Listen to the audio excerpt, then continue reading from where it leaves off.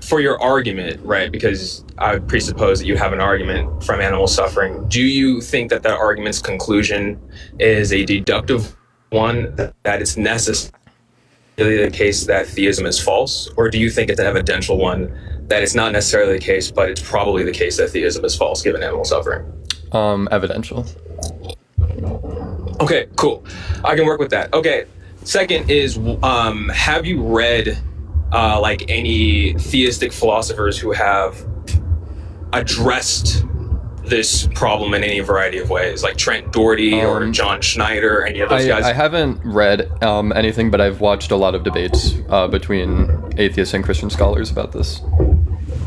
Okay, so the first thing I'd say there is, like, this is probably one of the most niche arguments that one could discuss, and so probably a lot of, like, at least the online stuff is just, me personally, I just don't really think that's been super fruitful from what we've seen. Really, that's why I asked about the literature there. So, but we can go off of kind of what you're thinking. Niche. So I would ask, like, what is your argument?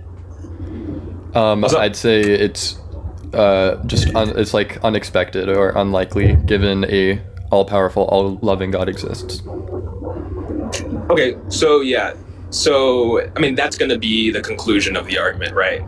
But to establish the argument, I'm going to need the premises. So do you have like a premise one you can give me there that we can focus on? Yeah, an all-loving God would try to minimize suffering. Okay. Yeah, I think we're on the same page. How does that lead to the conclusion? And then I'd say we see suffering is abundant, and it is not only rare but necessary. It's not rare at all. But contrast to that is necessary, so that if an animal wants to survive, it must imbue other animals with suffering. For seemingly no reason other than survival, which God has full control over on how animals survive. Okay. Yeah, that's just observation. That's just predation. Okay, what's next? And then I'd say those two things that I said contradict each other. If we have an all-loving God, he wouldn't make a universe that has unnecessary suffering. Okay, so I think we're kind of mixing up a few things here. Okay, so you said the first premise is minimize suffering. Now, I'm going to guess that built into this premise is a hidden assumption that if he minimizes suffering, you're basically saying that on any occasion where there is suffering, at the time where there is suffering, God would be actively engaging in minimizing it, versus kind of an eschatological lens, which is minimizing it over time. So which one would you hold? Like, if there's suffering at all, the God would be minimizing it, or do you think that I honestly this don't premise know. is going to hold you to? Okay. Like, so when a God, sorry, let me answer that. I think a God who is all powerful doesn't, or a God who is all powerful and all loving wouldn't minimize suffering over time. I think if a God is all powerful, he can do it in any way he wants, and doing it over the course of billions of years isn't necessary, in my opinion. Okay, gotcha. So the first thing I'm going to say, right, is this is actually, I'm going to ask you this question: is this an internal critique or an external critique? Internal. Okay.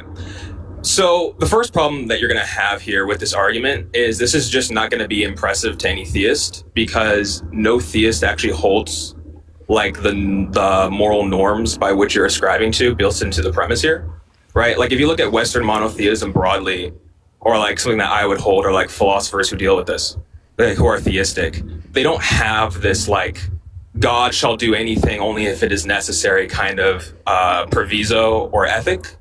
And so this is going to be a successful internal critique. You're actually not attacking any beliefs of the theistic worldview. You're actually kind of looking at your own beliefs. And you're saying, well, this is what I think the theistic worldview should be saying. But like that's uninteresting, because like no theist actually believes that. And specifically, you're talking to one who doesn't believe that. When you say uninteresting, what do you mean by that? Well, if you're going to, like, give me your definition of an internal critique, just to make sure we're on the same page. Like, what do you think performing an internal critique does? It's taking the the presupposition and worldviews of the opponent, and saying that even if you assume this, then this critique still works, right? Yeah, right. Yeah. And so what I'm pointing out to you is that, like, you have yet to have built into your premise the beliefs of what I hold, or really what philosophers of religion that are theists hold at large. And so I have no idea what worldview you're attacking. You're definitely not attacking my worldview. You're not attacking worldview of Trent Doherty, who's worked on the problem of animal suffering for 30 years as his main piece of work. Like, you're not attacking his view. You're not attacking John Schneider's view.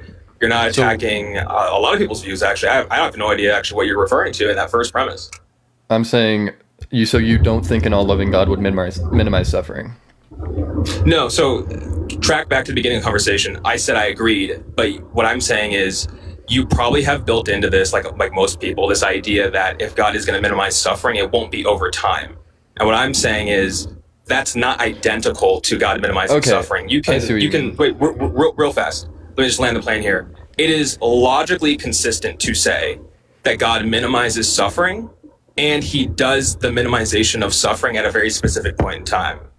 And that would be the ethical lens. So I coined a fallacy for this. I actually think this is guilty of what's called the protological fallacy, where you think that God's motives and actions should concern what happens in the past, rather than having a forward-looking lens. That's something that signals in the future. And that's something that you're going to actually have to defend, because I actually don't believe that if you deny the eschatological lens, that's going to be a problem, which is going to be internal to my worldview. And so again, if you disagree with what I'm saying, I have no idea what worldview you're attacking, but it doesn't sound like a theistic. So what's your worldview? Right. So what I would say is that if God is going to minimize suffering, right, what I'm going to say is that there is a logically consistent and a logically coherent ethical system that is going to allow us to say that God is justified in minimizing suffering, not instantaneously or on every occasion that there is suffering, but at some point, right, in the future. If God sees a situation where there is suffering and he doesn't stop it, that is still logically sound with the idea that God is minimizing suffering? That's not what I said. What I'm saying is I do believe that God will prevent suffering.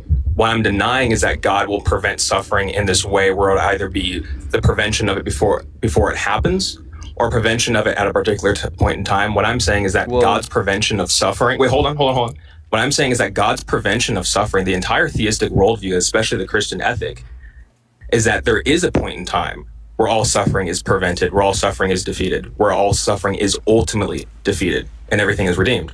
That is true in the theistic worldview. It just happens in the later than direction, not in the earlier than direction, that the universe is journeying towards a redemptive end. That's the ethic there. Like, God's more, like, that is what God is driven by. You're just telling me that God's only going to be driven by what's the negation of that. I'm just saying, well, no theist believes that, so it's not an internal critique. So minimizing suffering over time does imply creating suffering in the beginning. No, I wouldn't. I wouldn't ascribe to that. If we're going to speak strictly here, I wouldn't say create suffering in the beginning. Where does the suffering come from? Wait, real fast. Do you agree that this is not an internal critique of your first premise, concerning your first premise, because it doesn't target the actual ethical norms of the theist? You think it's an external critique? I would either you're going to have to make an external critique, or you're going to have to acknowledge that your internal critique that you've so far had to work with doesn't work. So you have two options. You either rework your internal critique, or you basically just say, hey, there's no internal critique that works. I'm going to have to purely opt in for an external critique here. Which one do you want to go with? Well, I mean, I'm going to be honest.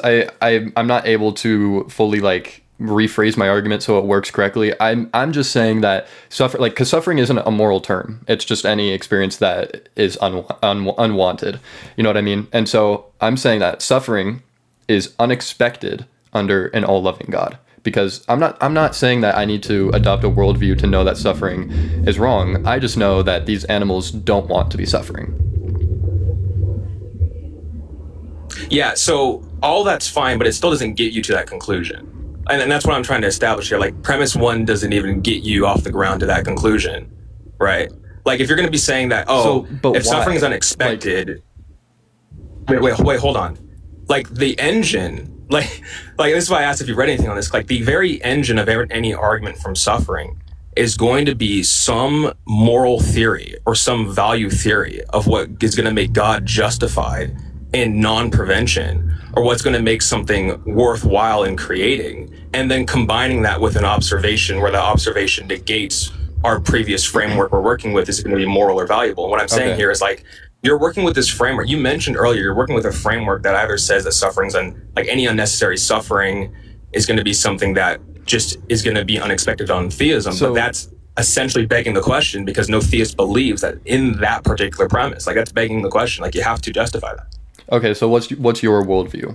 What justifies billions of years of untold animal suffering? Well, it's going to be the ethical framework we're working with, right? And I'm not going to opt in for one that has to do with unnecessary suffering. Like, my mind doesn't work with the necessity condition. I think the necessity condition is false. Are you kind of familiar with what I'm talking about here when I say necessity condition? You don't think you don't need it. It doesn't need to be necessary or not for it to occur. I don't think that suffering being absolutely necessary has anything to do with whether or not suffering is justifiable. Oh, I think it's everything. I think suffering should only exist if it's necessary. That's great. And you're not a theist, so you're not performing an internal critique. I don't care. But why can't I just say that? Why do I need to be a theist? So then change your premise. Then, because you're not attacking anything the theist believes, and this is supposed to be an argument against the theistic worldview. I'm saying that the theist believes in an all-loving, all-powerful God that can create any reality he wants. And you think that all-loving is going to motivate God to prevent unnecessary suffering. And I'm saying, who believes that? I'm saying, who doesn't believe that? Who doesn't think a loving... Name me a single theistic philosopher who believes that all lovingness implies that God is going to be primarily motivated with preventing unnecessary suffering. Can you name me a theistic philosopher? That's not primary motivation. It does. You don't. Any motivation. Be your priority. You can even switch it. So if all loving doesn't mean minimizing suffering, then what does all loving mean? It has no meaning at that point. Hold on. I asked you the question. Can you name me a theistic philosopher or theologian that's defended that premise ever? I don't think so. No. Okay, right. And I'm going to tell you. Right, I read them. They don't, and Western monotheism has never been committed to that view. Okay, so what does all loving mean in this scenario? Perfect. Yeah. So it's going to depend on your theory of perfect lovingness, right? So, like, somebody like Marilyn McCord Adams, who wrote the book Horrendous Evils, the Goodness of God, Horrendous Evils and the Goodness of God, right? God is going to be. God's lovingness, right, is going to primarily concern the well-being and the perceived well-being of sentient creatures that God is in a loving relationship with at a particular point in time where that creature is able to perceive for themselves that the life that God has given them or created for them is non-regrettable. And that can exist over the course of their life, not at some instantaneous point in their life, not some random point in their life, but it can actually exist over the course of their life. Like, this is the thesis that she defends. And so she defends what's called like a defeat condition, that suffering is justifiable insofar as that the suffering that a creature incurs, so long it has the potential to be integrated into their life story as a non-regrettable part of a non-regrettable whole that is their life, where they look back on their life and they don't regret the life that they live, but they actually see that God loved them, right? Yeah. Then God is justified in authorizing that suffering, which means that we can have a whole assortment of suffering that exists now, so long as that it is possible for a creature in the future to look back at their life, post-integrating it, having a retrospective perspective that I actually see that God does love me, and I actually see that suffering wasn't for naught, and I don't regret the life that I lived. That's going to be a sketch of the moral norms that theist works with. So premise one needs to be attacking that. So if you can rework premise one to attack that could be true. Sense. I do think that could be true, right? Where an animal at the end it's like in heaven or something, and it's like, actually, you know what, I actually did want to do that, and I'm happy that happened. That could be true. That could happen. But what do we have to give us any reason to believe that actually is reality? Yeah, so we can extend it to, so you're basically saying, like, how can we extend that to animals? So essentially, right, the way in which atheists fall is they're going to say something along the lines of, well, because animals lack the cognitive capacity to soul build and think free will on that retrospective perspective that lives worth living, then it does for the animals. But like the philosopher Trent Doherty says, you might have to go all back. God needs to do. Sorry, you're cutting out a lot. Do you think you could go back a little bit? I'm going through a dead zone right now. Just 1 second. Okay. Give me one more. Great conversation so far, though.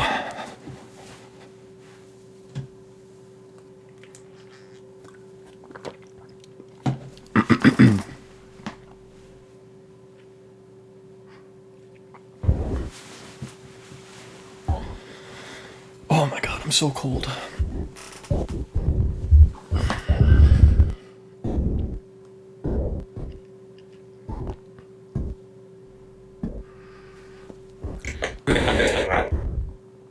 You're still cutting out a good bit.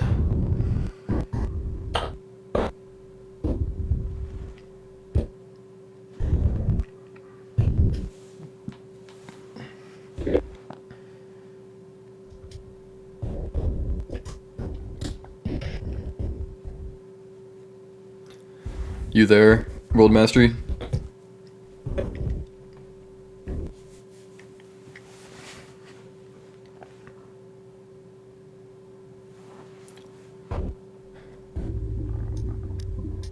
All right, am I still good?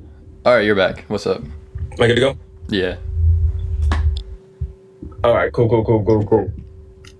I think you started. Okay, you said like the atheist response would be this or something like that. Yeah. So the idea here, right, that motivates the animal stuff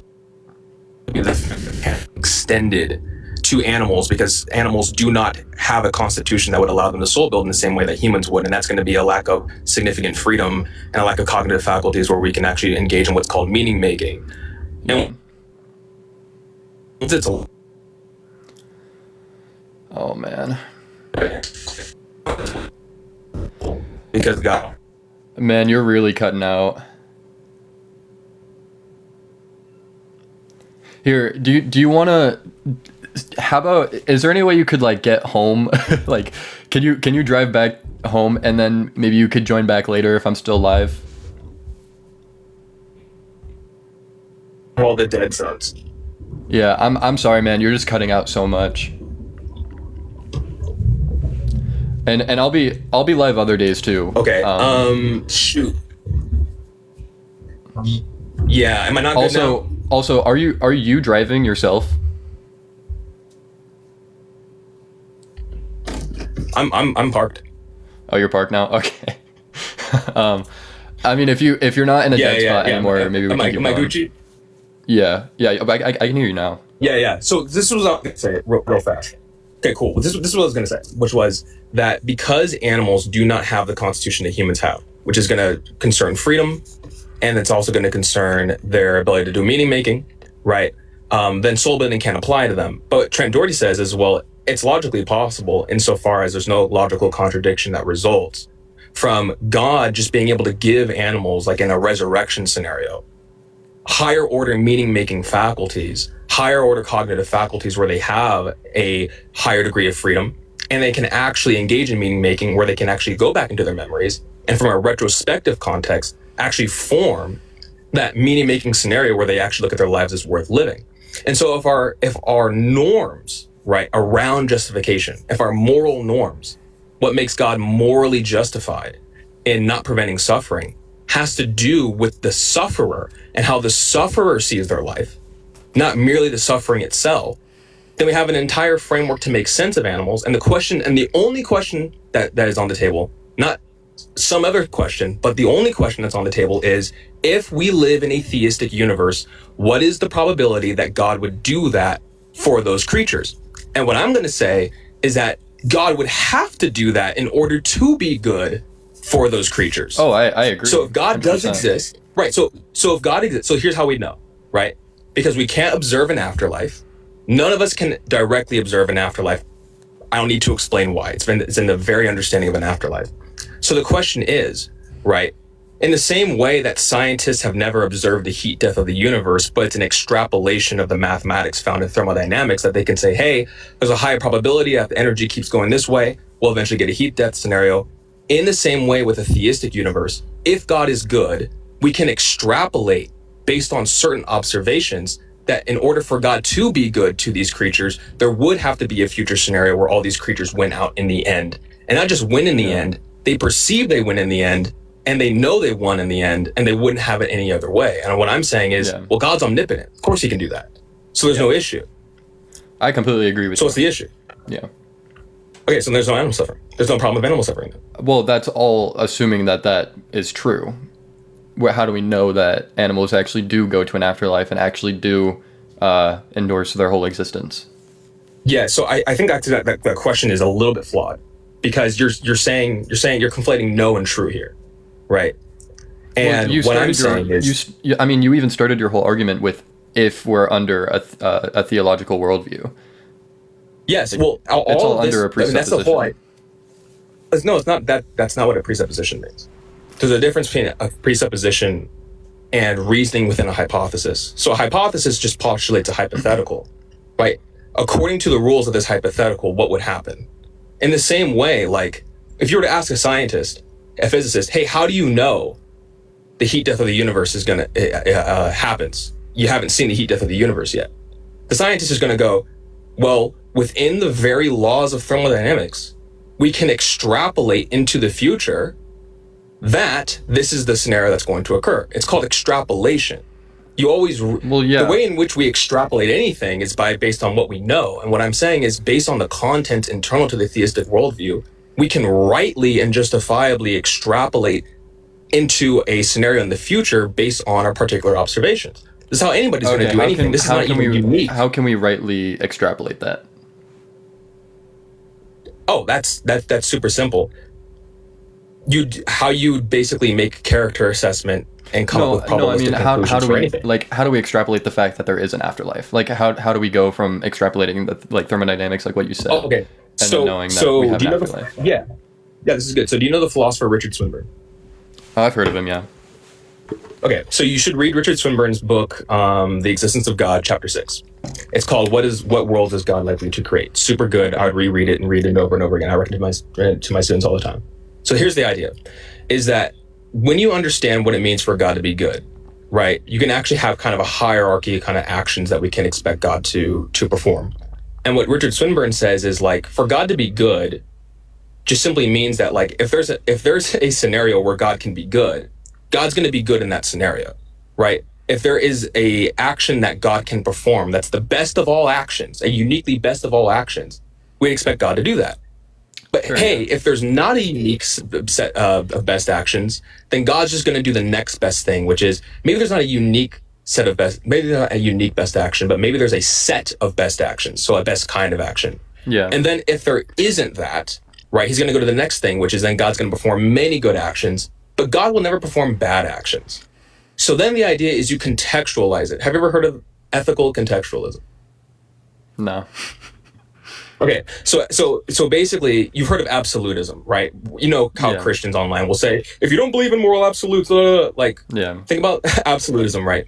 Which is something is morally right or morally wrong, regardless of context. Ethical contextualism would say, no, the context actually gives us the meaning for rightness and wrongness. So, for example, it's usually the case that violating someone's autonomy is bad. But let's say they're in a coma and they need a life-saving surgery that's invasive and they can't consent to having that life-saving surgery. Ethical contextualists actually say there are scenarios where the doctor is actually justified in performing that life-saving surgery, even though they can't consent to it. Yeah. And that would be an example of ethical contextualism. So you always contextualize what is right or wrong. And so in the scenario where we take the definition of God being good, unique best action if there is one, best kind of action if there is one, many good actions, no bad action, then the idea here is, okay, well, let's just apply that to animal suffering. If there is animal suffering, is there a unique best action that God can perform on behalf of these animals who suffer? And what I'm saying is, I think given uncontroversial theses of ethics, that the best thing that God can do for those animals is give them a full-scale redemption, not just in terms of the rest of their life, but also one where they can actually subjectively perceive the redemption of their suffering, where they actually come to the conclusion, you know what? My life actually was worth living. I don't regret that suffering. And God has given me a paradise to live in for the rest of my life. I wouldn't have it any other way. I think there is no better scenario conditional on animal suffering that God can perform. So based on those two factors, we can then extrapolate that there will be an afterlife scenario of this sort, conditional on the theistic worldview. Yes. It's very simple. Yes. But you have to prove why that theistic worldview applies to our world. No, I don't, because this is an internal critique, remember. Oh, so you're saying, oh, I see what you mean. Okay. So you're saying what you're saying is like a completely logically coherent worldview that still includes animal suffering. Yes, and thus it's not unexpected. You can't run an argument that says it's unexpected if I can give reasons for why it would be expected. That's a good argument, and I should probably read more on that. What was the book you said? Okay, so I have two really good books for you, and everyone in this chat right now. I know I've been wordy and talking or whatever the case may be, but don't worry, I got you. There's two good books right now. The Problem of Animal Pain by Trent Doherty. Now, the book, for whatever reason on Amazon, is like supremely expensive. And by the way, this is how academia screws over their own academics, because he makes nothing off of this. And the these publishers just mark up the price like crazy. So I think you can find a PDF online somewhere, but it's called The Problem of Animal Pain. And if you want to DM me, I can totally send you the link, because I have a PDF link. And then you have John. Yeah. I do have some questions still. So in this worldview, why, like, if God is making the best decision in any moment possible, where does the suffering come in at all? Like, if God can create any reality he wants and he is making the best decision possible at any time, why? Where does the parasitic, parasites, diseases, predation, like, where does that creation, where does that come in? If God is all good, all powerful, and he makes the best decision at all times, I can even agree to the fact that God would, take animals in the afterlife and redeem them and have them endorse their existence. I can agree to all of that. But where does the suffering come from?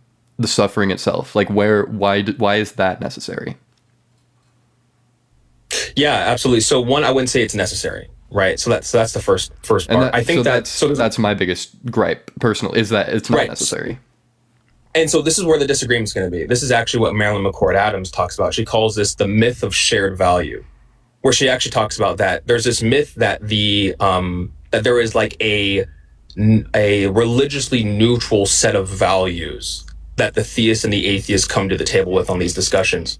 And that's just not the case. And I'm going to tell you right here, because, and I will show you, I'm literally reaching across the aisle right here. I always tell people, what you think is valuable literally determines on whether or not you believe God exists. And dude, I don't even know your name. Do I call you Goose? What do I call you? You can call me Goose. I mean, I haven't made my name public yet, but yeah. Oh, you explain it. I got you, bro. Yeah. So for you, man, I will tell you, if you do not think that a world with suffering is worthwhile, that's of course subjectively for you going to make it very hard to believe in God. I'm not even going to fight with that one. However, what I'm saying is that if you think that there is no coherent theory about how a world can be worthwhile with suffering, then that's almost a backdoor entrance into the theistic worldview. And what I would say, that's the problem, is that it's like in the phrasing, you're saying a worldview is coherent with suffering. I want to highlight that with suffering part. Where does that come from? The with suffering. So clarification, a little correction there. I didn't say that. I said there are coherent ways of viewing suffering where a world that includes it can still be considered worthwhile / worth pursuing. That's what I'm saying, because we're essentially disagreeing on that aspect. We're saying, hey, you look at a world, and you look at all these sentient creatures experiencing things, but the moment you have some horrendous suffering, oh, well, that world shouldn't even exist.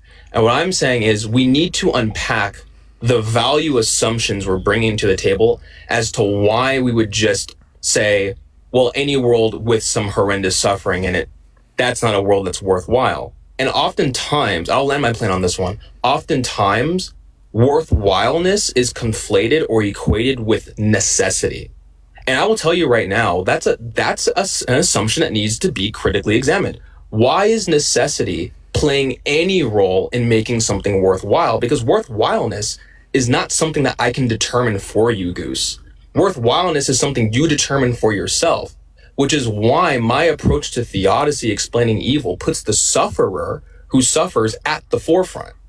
Meaning, if you have world A and world B, and no one suffers in world A, but a lot of people suffer in world B, but then at some time in the future, permanently, everyone in world B no longer suffers and they all endorse their existence and they have maximum well-being, world A and world B are actually equally valuable. So you're saying there's no problem. If someone told you you're randomly going to be sent to either world A or world B, you would not care either way, whichever one you got sent to. You would not care even a little bit. One caveat, which would be, I would ask this question, which would be, can my suffering be worthwhile if I do suffer in these worlds? And if God were to tell me yes, then I would say, great, let's go have an adventure then. So if you were to, say like I was going to turn you into a gazelle right now, you wouldn't be opposed to that at all? You'd be completely fine with this is like the Alex O'Connor thought experiment. Because what you're based on the very snapshot of a very minuscule point in time of my life, I can't make a full-scale conclusion about the worthwhileness of my life without taking into the context of the whole. And if you watched my Jubilee response to Alex, that's why I said to him, I said, listen, what you're doing is you're ripping out chapter 2 of Lord of the Rings, of one of the books of Lord of the Rings, and saying, ignore the rest of the story. Would you want to be on chapter 2? None of us can make an educated decision. Here's what I would say to that. I am ripping out chapter 2 when chapters 3 through 20 haven't even been released yet. And everybody's asking, oh, do you like this book? And I'm saying, no, this book is awful. And they're saying, well, what about chapters 3 through 20? And I'd say, those chapters don't exist. Those have not been released yet. How do we know that those chapters happened? Or how do we know that they're going to happen? Right. And so then the response is, well, we don't know. And then I'm going to say, well, then this book sucks because we only have chapter 1 and chapter 2. And we have no proof of a chapter 3 through 20. Do you know what I mean? Does that make sense? Of course, I understand what you're saying here. Yeah, because what I'm saying, though, is that if you're going to judge the worthwhileness, right, this comes down to a value disagreement. Whatever you are using, whatever theory you're bringing to the table to judge the worthwhileness of a world, you have to look at the world in terms of its entirety, in terms of everything, the beginning, the middle, and the end. And what I'm saying is that it's possible. Hold on. What I'm saying is that it is wholly possible for you to have worlds that are worthwhile with immense degrees of suffering, where every creature still wins in the end and still endorses every single bit of suffering they went through. So the philosopher Roderick Chisholm has a whole paper on how to actually bring about unique goods through bads. He actually has a whole paper on this. This is value theory. You can get unique goods which have bads as necessary constituents to them. Oh yeah. Like this is unproblematic for philosophers. Yeah. So I'm saying is you can get a world that's good on the whole. Nevin Klimenhaga has a whole paper where he says you can have an infinitely valuable world that's full of suffering if every sentient creature, right, retrospectively endorses their suffering and lives a maximally life of well-being. Like that's completely fine. Right. And that's no different than the world where there is no suffering. So God is not doing anything wrong by having us in a world like that. There's nothing wrong that God is doing there. But if you think that suffering isn't worthwhile because it's unnecessary, then you have to defend that. I think under the Christian or under a theological worldview, I would agree with you 100%. I guess, yeah, like you said, our disagreement is within values and how we... And that's perfect. I just want to ask you this question because you're probably wanting to move on, or what? It sounds like you're insinuating that. I want to ask you this question. I'm holding you up. I think you're like parked right now when you should be like driving somewhere. So I don't want to hold you for too long. I don't mind. I want to ask you this question though. Do you, and this is not a gotcha, I actually tend to lead lectures this way because it actually helps people kind of think about what I'm talking about here. Do you think that the most important thing about somebody is merely the suffering that happened to them? Or sorry, the most important thing about someone is merely what happened to them, or what they become or how they respond to what happened to them? I think it's whatever they think they are. Yeah, whatever their opinion of their existence is. Okay, so that'd be the latter. Sure. I mean, I think so. I don't remember exactly what you said, but yeah. Okay, yeah. So if the most important thing about someone is how they respond or think about their situation, then this kind of brings us into Viktor Frankl's Man's Search for Meaning book, where 9 days after the concentration camps, he wrote a book that actually revolutionized logotherapy, where he said this famous quote where he said, we have a window of opportunity between stimulus, what happens to us, and response. And he says, and that's a meaning-making window. And he actually documented that the difference between people who lost their lives in the concentration camps and people who found them was their abilities to subjectively meaning make about their circumstances. And what I'm saying to you here is that if that's the case, then God can create a world that's still worthwhile, where our meaning-making experiences are maximized at the hand of suffering. If what you're saying is true and consistent with what you just said, which is that how someone responds or thinks about themselves is most important, then if God can create a world where every single person wins in the end, I don't actually see the issue here. And it doesn't sound like you'd see the issue either. Yeah, I don't think I would. But you still have to demonstrate how that actually is in reality, and why the suffering is not only redeemable, but necessary for that being. Well, then the necessity is going to be on the hands of the individual, right? Like, I can't determine sentimental value. Like, if I give you a gift, I can't determine you will have this exact degree of sentimental value about the gift I gave you. You could literally put it on your shelf and have it collect dust. Yeah. Or you can choose. Like, the very nature of value is that you participate in your meaning-making response. And so it can't be necessary. Like, the worthwhileness of someone's life cannot be decided for them. That's the whole entire debate here. Yeah. So just pointing out that a gecko suffers for a certain amount of time tells me nothing about the worthwhileness of that gecko's life. Well, I mean, but that, like, again, that's assuming that the gecko actually has an afterlife. Like, if it doesn't have an afterlife, then that's its whole life. It's just suffering, and that's it. Right. And also, right. I do want to say that you said that. I do also want to say that there's no text or verse that says animals will have any sort of afterlife in like the Bible or Quran or anything like that. Even if that is the case, I would actually push back on that. There's a really good paper called An Eschatology of Creeping Things by Justin Mooney. You should read that. Or I think it's by Dustin Crummett. But even if I grant that for sake of argument, right? I mean, I can still use reason. Like, I can still, like, revealed theology isn't the only way to do theology. And so even if that's the case, like, I can just use uncontroversial theses and say, what's their conclusion here? And again, that goes back to what I'm saying, which is that if you believe like me, that the best thing that God can do on behalf of our suffering is have a redemptive afterlife, then I have reasons to expect that there will be a redemptive afterlife. I mean, this is, even if we go to the Bible, like, this is entirely St. Paul's attitude. He says, we cling to the promise of Christ that we'll be heirs with him in the kingdom, that all will be redeemed. And he calls that promise, the nature of that promise is that if a perfect person makes you a promise, by very definition of them being a perfect person, they cannot break their promise. So Paul goes, well, then we have reasons to expect that we will be heirs with Christ if this is all true. In the same way, I have reasons to extrapolate that if God has this character, God will do this thing. In the same way, a scientist has reasons to extrapolate from our present universe to our future state of the universe based on how they understand thermodynamics. It's no different. It's just reason is reason is reason is reason. Yeah. I'm not doing anything unique here. Okay.